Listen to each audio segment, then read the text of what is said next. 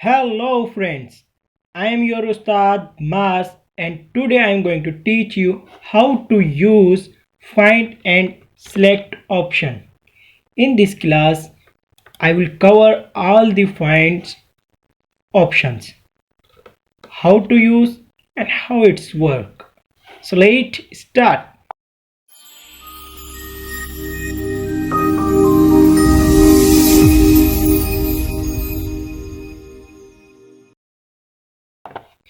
So friends, previously classes में हमने basic functions पढ़ लिए हैं जो कि ऑटो सम के ऑप्शंस में थे। मोर ऑप्शंस जो हैं जब हम फार्मूला टेब में जाएंगे, जब हम इसको डिस्कस करेंगे। होम टेब का जो लास्ट ऑप्शन है फाइंड एंड रिप्लेस, इसको आज हम कवर करते हैं। सबसे पहला ऑप्शन है फाइंड में find what. Find what means जैसे हम इस पर क्लिक करते हैं फाइंड पर, तो ये हमसे पूछेगा कि कौन सा अल्फ़ाबेट आपने फाइंड करना है। ये देखें, आपके सामने एक डायलॉग बॉक्स अपीयर हो गया है। इस डायलॉग बॉक्स में आपने सिंपली वो वर्ड इंसर्ट करना है या टाइप करना है जो आप फाइंड करना चाहते हैं। मैं इस शीट के अंदर नाम फाइंड करना चाहता हूँ कि रोशन कहाँ है, रोशन नाम कहाँ लिखा हुआ है। तो मैंने सिंपल क्या किया, ROSHAN रोशन लिख के मैं करूँगा फाइंड नेक्स्ट। तो देखिएगा मेरा जो कर्सर है ये रोशन के कर्सर पे मूव्ड हो जाएगा। फाइंड नेक्स्ट किया, ये कर्सर इसके ऊपर मूव्ड हो गया। तो एक्सेल के अंदर जैसा कि आपको पता है काफ़ी सारा रिकॉर्ड लिखा जाता है। तो अगर आपने किसी भी स्टूडेंट का या किसी भी क्लाइंट का जो आपने उनको आईडी नंबर दिया हुआ है या स्टूडेंट का जो रोल नंबर दिया हुआ है वो लिख के आप सिंपली यहाँ से फाइंड कर सकते हैं। देन उसके ऊपर अगर आपने कोई ऑपरेट करना हो, फॉर एग्जांपल मैं चाहता हूँ रोशन की जगह मुझे नाम चेंज करना है, तो रोशन को मैंने फाइंड किया। इसी के सेकेंड टैब में जाएंगे या फिर फाइंड में जाकर सेकेंड ऑप्शन में जाएंगे। रिप्लेस यानी कि रोशन को किससे रिप्लेस करना है, यहाँ पर आप वो वर्ड लिख दें। मैं कहता हूँ कि रोशन को आप रिप्लेस कर दें रेहान से। तो जहाँ रोशन होगा लिखा हुआ, अगर मैं एक रिप्लेस करना चाहता हूँ रिप्लेस करूँगा, लेकिन मैं अगर चाहता हूँ कि रिप्लेस ऑल यानी कि जहाँ जहाँ पूरी शीट में रोशन लिखा हुआ है वहाँ रिप्लेस होके रेहान आ जाए, तो रिप्लेस ऑल पे क्लिक करूँगा। अगर मैं पर्टिकुलर कोई एक करना चाहता हूँ तो रिप्लेस पे क्लिक करूँगा, जो हम वर्ड में भी अच्छी तरह पढ़कर आ गए हैं। तो हमने सिंपली क्या किया, रिप्लेस।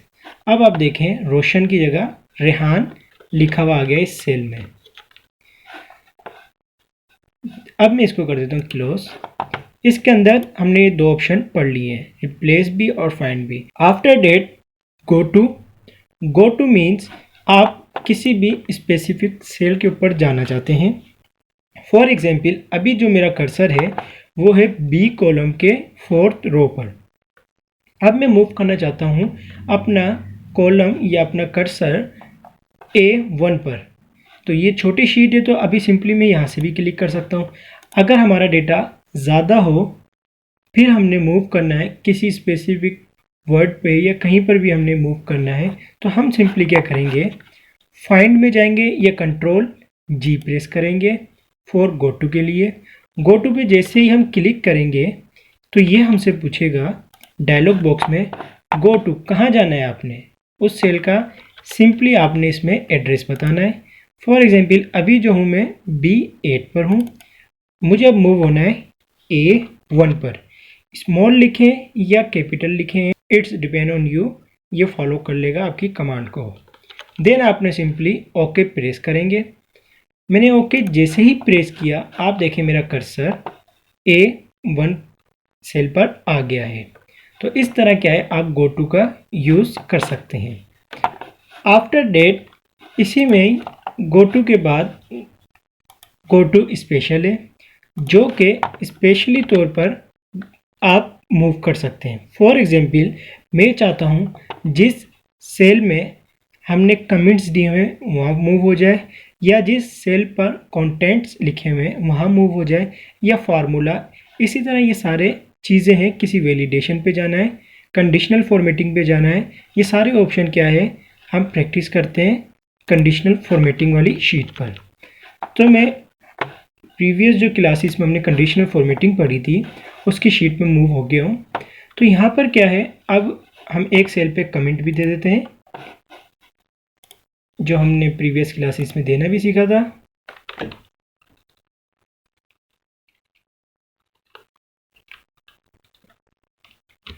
सिंपली मैंने ऐसे लिख दिया है अनस के ऊपर, यानी कि स्कॉलरशिप वाला स्टूडेंट है ये।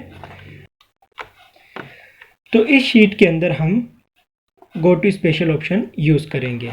सिंपली आपने क्या करना है, फाइंड में जाना है। फाइंड में जाने के बाद गो टू स्पेशल पे आपने क्लिक करना है, या इसके सब ऑप्शन जो बाहर रखे हुए हैं डायरेक्टली यहाँ से यूज़ कर लें। तो हम सिंपली क्या करते हैं, गो टू स्पेशल पे क्लिक करते हैं। ये डायलॉग बॉक्स अपीयर हुआ। अब इस डायलॉग बॉक्स में उस पर्टिकुलर फील्ड पे आपने चेक लगाना है जिस पे आपने अपना कर्सर मूव करना है। अभी हम मूव करना चाहते हैं अपना कर्सर कमेंट्स पर। इस वक्त हमारा कर्सर जो है वहाँ पर सिलेक्ट हुआ है। अब हम मूव करना चाहते हैं जहाँ कमेंट्स हैं, तो कमेंट्स फील्ड पे चेक लगाने के बाद मैं कर दूंगा ओके। तो आप देखिए हमारा कर्सर डायरेक्टली मूव्ड हो गया अनस की फील्ड पर या उसके सेल पर। तो इस तरह से क्या है, आप गो टू स्पेशल यूज़ कर सकते हैं। अगर मैं चाहता हूँ मेरा कर्सर वहाँ मूव हो जाए जहाँ फार्मूलाज लगे हुए हैं, तो सिंपली क्या है, फाइंड एंड सिलेक्ट ऑप्शन में जाने के बाद मैंने फार्मूलाज पे क्लिक करना है। देन जहाँ फार्मूलाज देखें लगे हुए थे उस एरिया को इसने सिलेक्ट करके हाईलाइट कर दिया है। इसी तरह इसके फर्दर ऑप्शन है कंडीशनल फॉर्मेटिंग। अगर मैंने किसी जगह पर कंडीशनल फॉर्मेटिंग अप्लाई की हुई है तो उनको हाईलाइट कर दे। तो कंडीशनल फॉर्मेटिंग जो है मैंने इस एरिया में लगाई हुई है। तो अब आप देखिएगा कंडीशनल फॉर्मेटिंग पे क्लिक करने के बाद इसने जहाँ जहाँ कंडीशनल फॉर्मेटिंग एरियाज़ में लगी हुई थी उन कॉलम्स और रो को हाईलाइट कर दिया है। ये रोल नंबर वाली में भी कंडीशनल फॉर्मेटिंग लगाई थी। कि लगती कैसे कंडीशनल फॉर्मेटिंग, ये हम प्रीवियस क्लास में पढ़कर आ गए हैं, जिसका लिंक ऊपर आई कार्ड में भी आ गया है, आप वॉच कर सकते हैं। आफ्टर डेट इसी के अंदर ऑप्शन है कंटेंट्स। अब कंटेंट्स ऑप्शन कहाँ यूज़ हो सकता है या कहाँ यूज़ किया जा सकता है।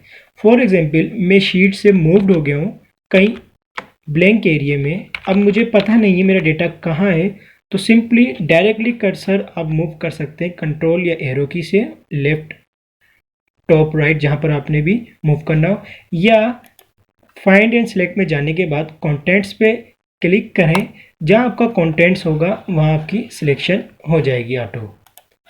तो इस तरह क्या है, ये फाइंड के एंड सेलेक्ट के ऑप्शन यूज़ किए जाते हैं।